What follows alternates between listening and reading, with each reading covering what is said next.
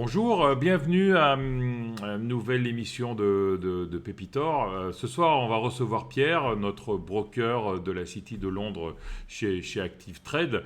On va faire un petit débrief des marchés de l'été, savoir un peu ce qui s'est passé cet été, si ça a été actif ou pas actif, parce que je sais très bien qu'il y a un bon nombre d'entre vous qui n'ont pas tradé cet été.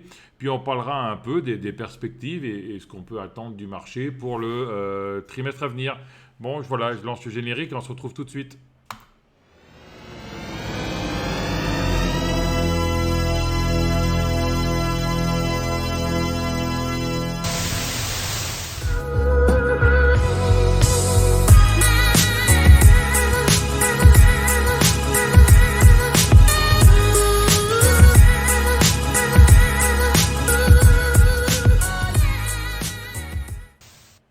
Voilà, donc on se retrouve comme d'habitude. Je vous laisse lire tranquillement notre petit disclaimer en disant qu'on parle d'argent, que c'est une discussion où nous donnons des avis et dans aucun cas nous donnons des conseils. Et voilà, nous allons retrouver Pierre. Bonjour, bonjour ou bonsoir, ça dépend à quelle heure vous verrez la vidéo. Bonjour, bonsoir Pierre, donc ça fait plaisir de te revoir, hein. Euh, Ouais, bonsoir Denis. Bah ouais. écoute, moi je suis super content. C'est ce qu'on se disait tout à l'heure. Ça fait plus de 2 mois maintenant que j'ai pas fait Mhm. d'apparition sur la chaîne, donc je suis vraiment très ravi de faire mon retour enfin chez Pépitor. Ça me fait super plaisir et un grand bonjour à toute la communauté encore une fois. Ouais, moi aussi, très très plaisir. Donc moi, je me suis complètement déconnecté des marchés. T'as tout coupé. J'ai tout coupé. J'avais un salon dans ma vraie vie professionnelle début juin. Donc entre le préparatif des salons début juin, le débrief du salon, tout ça, j'ai pas tradé juin, juillet, août. Et en plus, Pardon. j'aurais dû arrêter largement avant parce qu'à partir du 15 février, les small, c'est pas la joie. À partir de février, si tôt dans l'année quand même. Ah bah, c'est Et sûr. qu'est-ce que t'appelles pas la joie? C'est-à-dire des fausses sorties, un Voilà. comportement vraiment erratique sur les. Des retours systématiques, tout rebond est vendu. Toutes sortes, tout breakout était vendu, tout était vendu. Tout était Ah, vendu. donc c'était plutôt baissier alors, parce que Voilà. ouais, C'est comme effectivement. si, il y avait une sortie du flux en fait. Comme si les investisseurs ou les gros profitaient de tout rebond pour vendre en fait. Voilà, tout rebond était vendu. Donc c'était Là, pas facile. c'est plus qu'un manque de flux, parce que un manque de flux, généralement, ça se traduit par des cours qui sont de moins en moins volatiles et moins en moins directionnels. Là, toi, tu as l'air de me dire que c'était surtout des shorters qui contrôlaient le marché, quoi, finalement, à partir de Voilà. février. Voilà, Là. c'est-à-dire qu'avant, on pouvait avoir un breakout, tu sortais, tu faisais plus 10, plus 15, voire plus 20 des fois. Et puis là, c'était plus 2, plus 3 et ça revenait. Plus 2, plus 3 et ça revenait. Donc c'était, pour des day traders, c'était pas facile. Pas facile. Et puis on a vraiment vu pendant toute cette période que ça montait, mais ça montait tout Ouais, petit peu. Et puis il y avait des plus en grosses corrections d'une semaine et ça remontait tout petit peu. Grosse correction d'une semaine. Voilà. C'est étonnant parce que sur les indices, sur les large caps, par contre, ça a été Hmm. autre chose, hein. Je sais pas. Alors, je sais que tu regardes un petit peu les indices Ouais. là depuis pas très longtemps aussi. Oui, je me suis Moi, formé cet été. ouais, ça c'est bien. Ça c'est bien. Au moins, tu vois, t'étends Ouais. le champ de tes compétences. Et non, bah, si tu regardes les graphiques des principaux indices, pas seulement aux États-Unis, mais également en Europe, surtout même d'ailleurs en Europe, j'ai envie de dire, on est quand même. Enfin, moi, quand je regarde depuis février, en février, le CAC, on était à combien sur le CAC? On devait être autour des peut-être 5005, quelque chose Tu comme veux ça. partager ton écran ou... Non, non, Ouais. c'est pas la peine. Mais ce que je veux dire, c'est que l'ensemble des marchés européens, que ça soit de Londres à Madrid, où tu veux, on a vraiment grimpé. Aux États-Unis aussi, encore plus sur les secteurs technologiques. Le Hmm. Nasdaq, il s'arrête pas. On a l'impression que le Nasdaq, on pourrait l'acheter les yeux bandés chaque matin. Si on arrive à tenir la position un mois, on est sûr de faire de l'argent. C'est Hmm. complètement fou. Il s'est passé pas mal de choses en plus quand même cet été au niveau macro. Enfin, pas mal de choses. Il Ah s'est bah passé. justement, on va rentrer dans le vif Ouais, du sujet. voilà. Qu'est-ce qui s'est passé cet été alors, Alors Pierre? cet été, il s'est pas passé énormément de choses, mais il se sont passées des choses clés. C'est-à-dire que Ouais. les événements qui ont eu lieu sont des événements qui ont une importance vraiment majeure sur les marchés. Tout a commencé déjà avec le fameux crackdown, enfin les changements de régulation, les changements de réglementation faits par le gouvernement chinois. Le gouvernement chinois, pour ceux qui ont un petit peu suivi là pendant l'été, au mois de juillet, on a le gouvernement chinois qui s'est mis à targeter les très grosses entreprises chinoises, d'accord, Mhm. qui pèsent vraiment énormément. Alors, ça a commencé par les techs, hein, les fameuses géantes tech chinoises. Et puis après, ça s'est spread à d'autres secteurs d'activité, à l'éducation. En fait, ça a fait suite un petit peu au changement qui avait été amorcé avec les cryptos. Rappelle-toi, Mhm. Denis, au mois de juin, si je dis Mhm. pas de bêtises, Fin la juin, Chine avait fin commencé. mai, début juin, oui, oui, oui. Voilà, c'était fin mai, début juin, voilà, Interdit quelque les chose comme ça. minages, Ah, etc., et puis vouloir exactement. réguler, oui. Et la Chine, c'est pas la Corée du Sud, d'accord, mais ça reste quand même un hub Mhm. très important pour les cryptos. Il me semble qu'on avait dû en parler. 60%, si je dis pas de bêtises, 60% des transactions viennent d'Asie sur les cryptos, hein. Ouais, c'est énorme, c'est Ouais. énorme. Mhm. Donc forcément, ça a créé le repli qu'on connaît sur la plupart des cryptos. Heureusement, le flux haussier est en train de revenir, est revenu. Quand je vois l'Ether à 3 300 $, le Litecoin à 190, le Bitcoin qui a Le tutoyé les 50, 50 ouais. 000, voilà, on se dit que le flux revient. Il n'est pas revenu sur toutes les petites cryptos T'as une locales, malheureusement. explication pour ça ou pas? Pour le En retour fait, des flux? c'est-à-dire que on a eu un gros drop qui a été provoqué par l'arrêt d'un acteur majeur comme pour le minage par la Chine, Ouais. mais la demande est toujours forte. Je pense qu'en fait, le sell-off qu'on a eu en juin, ça a surtout épuré le marché dans le sens où ça a fait sauter toutes les positions de ceux qui Ouais. étaient en levier sur les cryptos. Et là, maintenant, reste que les vrais investisseurs qui Mhm. sont en spot quelque part. Je pense que ces gens-là voient toujours les cryptos comme le futur. Alors, certes, ça manque de régulation, mais c'est une bonne chose quelque part que la Chine réglemente un peu. Ça a aussi provoqué un changement bénéfique chez certaines cryptos, comme par exemple Ethereum. Parce qu'en fait, la Chine, quand elle a fait son crackdown, elle a aussi mis en avant les aspects environnementaux. Ça, c'est un peu drôle Mhm. d'entendre la Chine parler d'inquiétude environnementale quand on sait enfin, à C'est quel point il la pollue. consommation de la Chine en charbon a Non, été plus que c'est complètement fou. 2020, c'était de la folie, il paraît. Ouais, ouais. C'est complètement fou.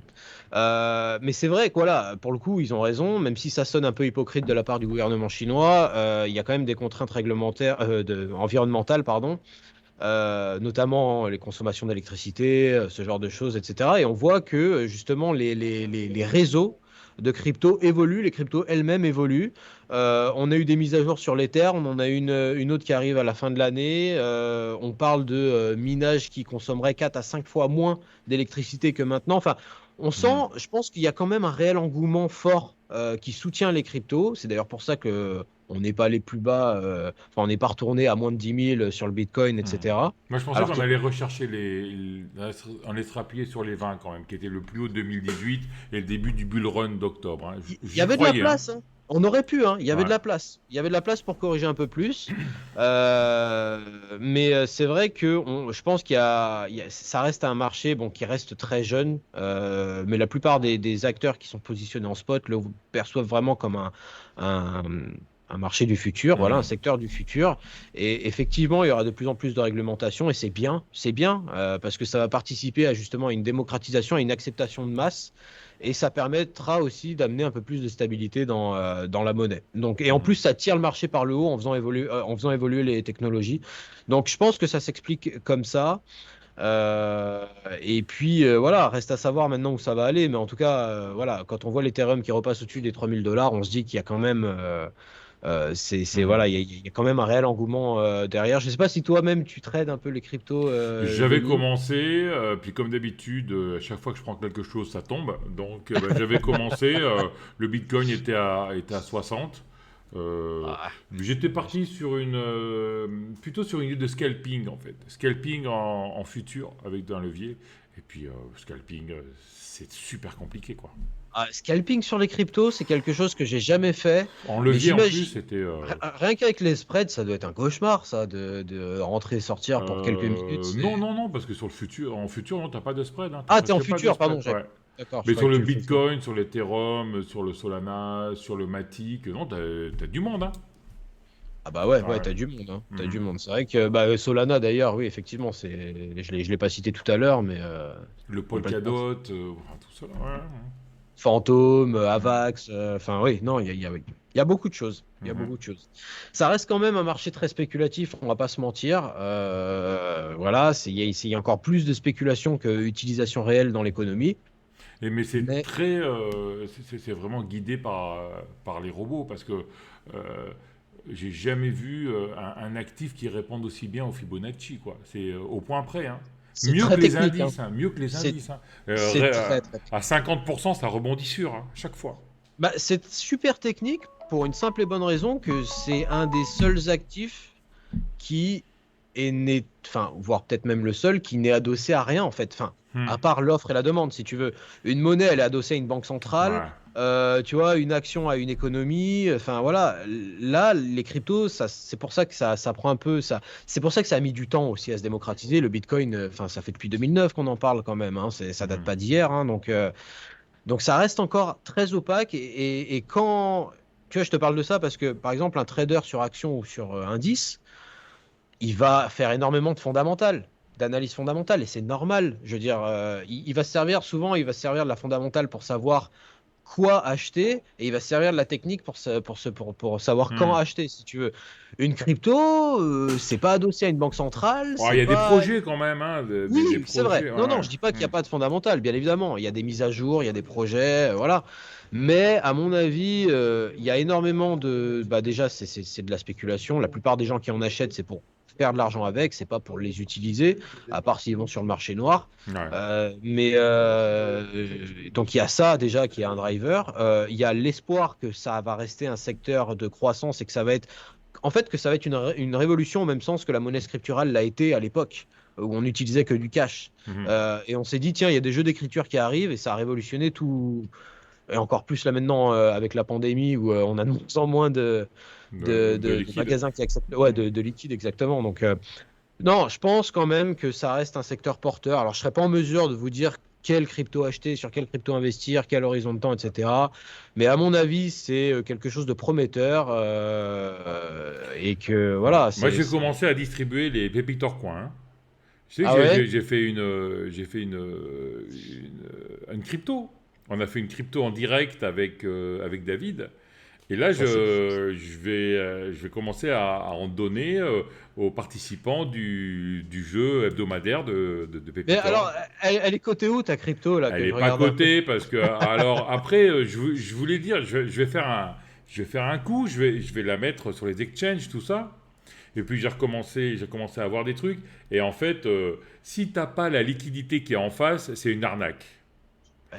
Et je me suis dit, bon, bah, je suis pas là pour arnaquer les gens, donc je préfère la donner. Et si un jour il y a la liquidité pour être en face, on fera quelque chose. Mais si c'est pour mettre, je sais pas, 100 000 euros et pour 10 millions de coins, c'est arnaquer les gens, quoi. Non, mais en fait, ouais, exactement. Bah, c'est arnaquer les gens, même si tu le veux pas, Parce ça que sert après, à tu peux rien en pas fait. sortir à un moment, ouais. Ça sert à rien. C'est pour ça, avant d'être listé sur une exchange type Uniswap ou ce que tu veux, il faut vraiment que tu aies énormément de liquidité. Donc, il faut que Ouais, tu aies un pool d'investisseurs conséquent, quoi. Et ouais, il y en a pas mal qui s'y sont risqués. Alors, de manière plus ou moins malhonnête, c'est-à-dire que bah, il y a des gens qui l'ont clairement fait de manière ouais. malhonnête, que ce soit en France ou ailleurs, hein, Hmm. on le sait tous. Il y a d'autres personnes qui n'étaient pas malhonnêtes à la base, mais qui se sont un peu pris les pieds dans le Ouais. tapis, comme tu viens de dire, en fait. Donc, Moi, faut j'ai faire vu une attention. vidéo d'un gars qui avait fait une. Et puis, ça l'avait surpris, quoi. Et puis, il n'avait pas fait exprès, mais en fait, il avait scotché des gens. Ouais, voilà. Il a fait un pump and dump Ouais. et voilà, il a scotché des gens. C'est vrai que c'est pour ça, faut faire attention. Hmm. Faut faire attention, mais c'est une bonne initiative, par contre, cette idée, pardon, de Bitcoin. Non, mais c'était un petit Et délire alors, avec David. comment on peut les utiliser? On peut acheter sur la boutique Pépitor des mugs, Ah bah, bonne idée, tiens. hein? Pourquoi pas? Non, bah, on verra, pourquoi pas. Des tapis de souris, des sous-mains, des beaux Voilà, sous-mains Pépitor. Ça peut être sympa. voilà, des tabliers. Ouais. Ouais. Donc, bon, on a parlé des cryptos et au niveau la macro, qu'est-ce que ça disait? Il n'y a pas eu grand-chose, tu me disais. Alors, Alors, les Chinois, ouais. alors, la Chine, effectivement, a ramené de la volatilité en juillet après les cryptos en targetant d'autres secteurs d'activité, je l'ai dit, pour enlever un peu de pouvoir, hein, je vais pas trop dans le détail, mais pour enlever un peu de pouvoir à ces grosses capitalisations chinoises, Baidu, Alibaba, enfin voilà, toutes ces grosses boîtes. Parce que voilà, le Pékin voit d'un mauvais œil les concentrations de pouvoir ou des gens qui Mhm. commencent à... Enfin voilà. Donc il y a eu ça qui a ramené beaucoup de volatilité, mais surtout vraiment le point pivot, sans mauvais jeu de mots Mhm. techniques, le point pivot, je pense, de l'année, même plus loin, c'est ce qui s'est passé avec la Fed, avec les minutes de la Fed la semaine dernière. Tu l'as vu, comme la plupart Mhm. des traders qui étaient devant leur graphique la semaine dernière, on a eu un drop. En fait, en gros, la news, c'est que Jérôme Powell, enfin les minutes de la Fed, du FOMC, du dernier meeting du FOMC, ont confirmé que le tapering, donc quand je dis tapering, pour ceux qui suivent pas ou qui n'ont pas suivi, c'est tout simplement la réduction du programme massif de rachat d'actifs. Vous savez que la Banque centrale, la Réserve fédérale américaine, tout comme les banques centrales, tout comme la BCE en Europe, imprime, donc injecte des liquidités tous les mois, à une hauteur astronomique de plusieurs milliards par mois.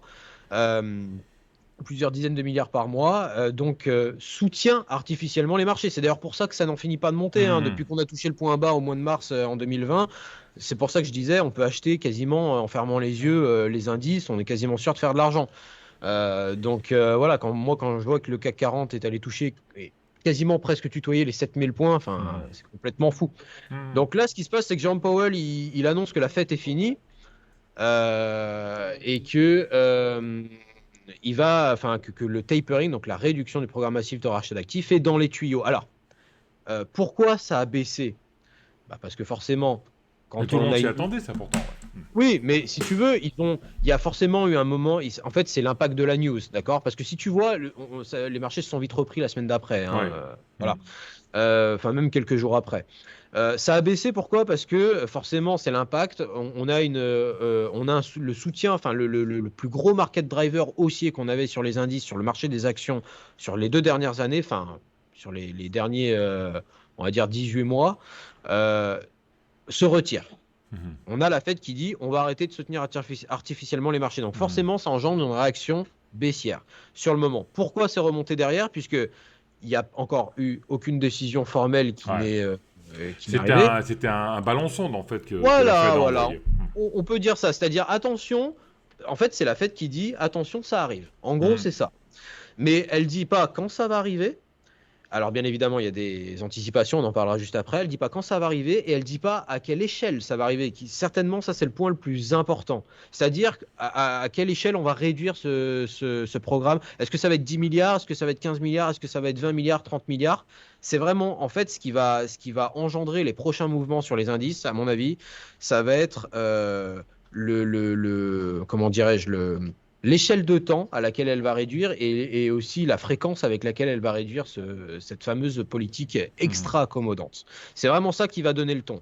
Je pense que d'ici là, tant qu'il n'y a rien d'annoncé, ça c'est mon anticipation, hein, Denis, tant qu'il n'y a rien d'annoncé, les marchés vont continuer à monter et vont continuer à taper des nouveaux plus hauts. Moi, je te le Ah ouais. garantis, je suis sûr que le CAC va taper au-dessus des 7000 points avant la fin de l'année.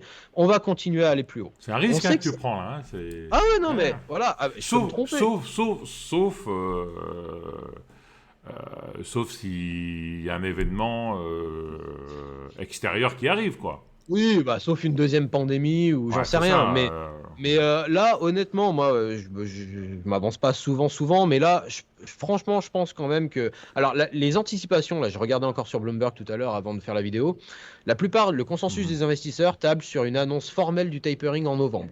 Novembre, D'accord? ouais. Voilà. Et ils s'attendent à une réduction de 15 milliards par mois. Ça Je ferait crois, combien là, on est en pourcentage, ça ferait combien je sais plus, alors j'ai plus le chiffre exact, je crois qu'on est à 170 milliards, il me semble, Ah ouais, donc c'est 10%, même par pas. mois. C'est moins de 10% alors. À peu près. Ouais, J'ai pas le chiffre. C'est dommage, j'aurais dû le. ouais. Je veux pas prendre le risque de donner de bêtises, mais il me semble qu'on est autour des 170 milliards par mois actuellement. Mhm. Le consensus tape sur 15 milliards.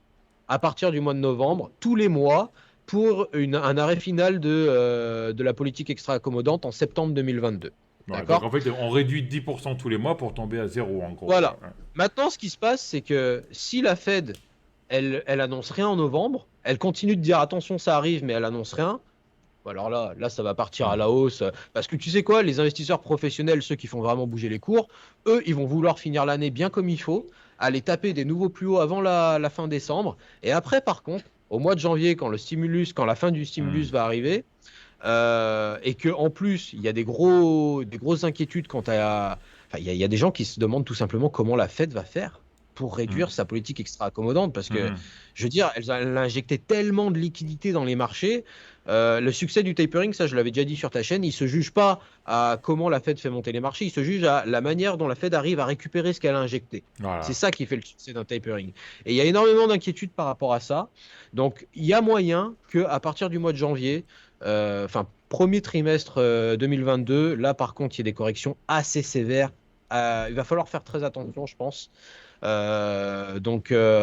Sur la fin d'année. Mais en tout cas, là, pour l'instant, le scénario, c'est quoi? C'est que les investisseurs vont regarder ce qui va se passer au mois de novembre avec beaucoup d'attention. Si la Fed annonce comme prévu les 15 milliards de réduction ou qu'elle n'annonce rien, on va taper des plus hauts. Moi, je Ouais, pense qu'on va continuer à taper des plus hauts jusqu'à la fin de l'année.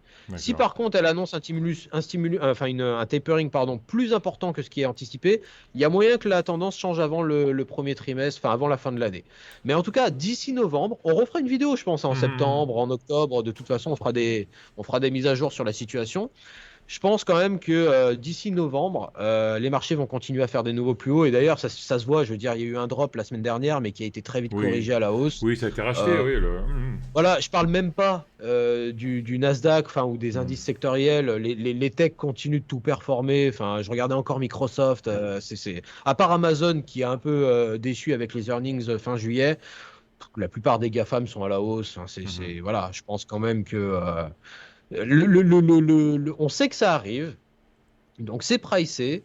Peut-être qu'il y a pas mal de retail qui vont se faire prendre dans le piège de ah, la Fed a annoncé le truc, donc on va commencer à shorter les indices. Mais eux, les institutionnels, ils vont prendre toute cette liquidité vendeuse pour s'en Hmm. servir, pour aller chercher des nouveaux plus hauts.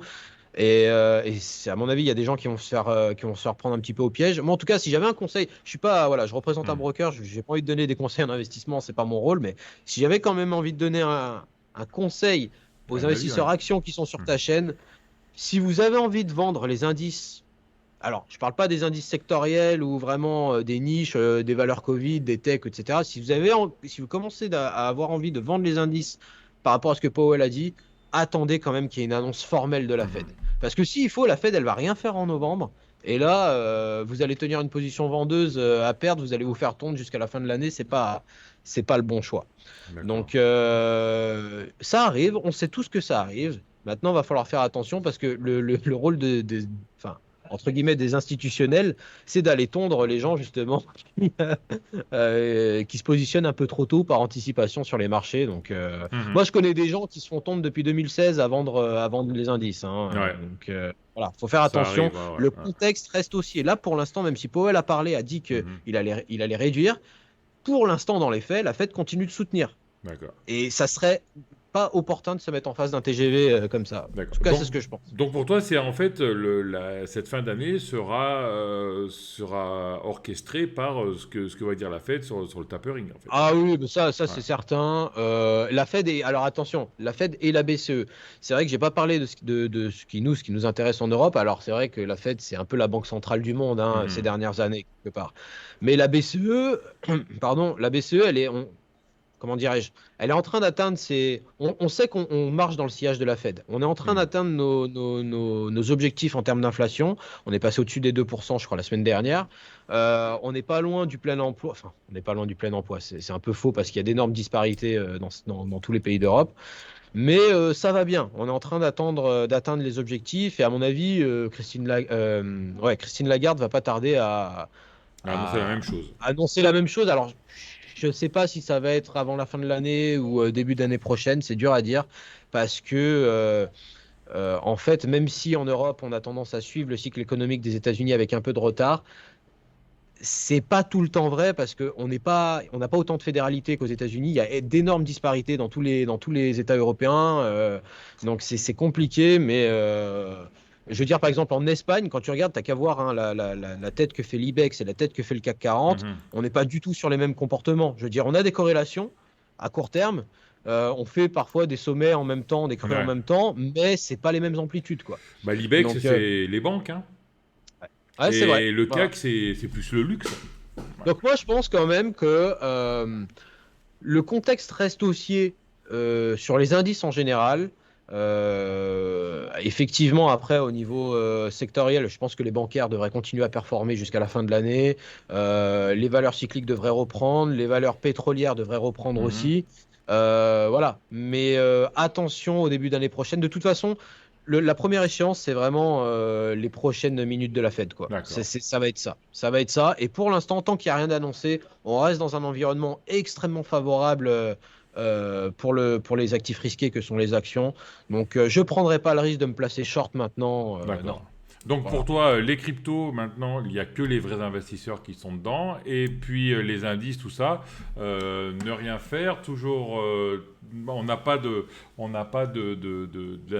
signal de signaux de Ouais. retournement. Et au niveau fondamental, voir ce que dit la Fed en Voilà. novembre. Voilà. Et si je pouvais conclure en évoquant une dernière classe d'actifs, comme ça on aura fait à peu Ouais. près le tour. Les matières premières, il faut se méfier aussi. Mhm. Il faut se méfier aussi. C'est pas parce que on anticipe une baisse des marchés actions, par exemple début d'année prochaine, Mhm. qu'il va y avoir une hausse des métaux précieux comme l'or, l'argent ou ce genre de choses. Je m'explique. Ce qui drive justement la baisse des marchés actions, c'est justement le retrait du soutien monétaire des banques centrales. OK? Mhm. Par contre, généralement, on a tendance à dire quand les marchés actions se replient, c'est qu'il y a un appétit pour les actifs risqués qui diminue et que les investisseurs préfèrent se tourner vers des valeurs un peu plus refuges comme l'or, l'argent ou même certaines Mhm. cryptos ou autre chose.